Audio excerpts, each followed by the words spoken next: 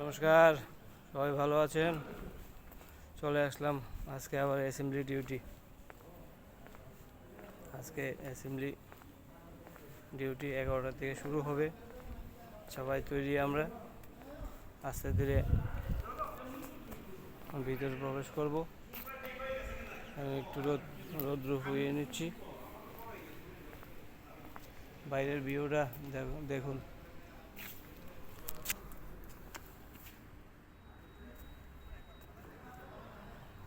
ওই পাশে ILS hospital. বাইরের দৃশ্যটা খুব সুন্দর। বাইরের সিনারিটা দেখার মতো। দেখতে পাচ্ছেন কিনা জানি না, রোদে খুব কড়া রৌদ্র মনে হচ্ছে। একটু কষ্ট করে দেখে নেবেন।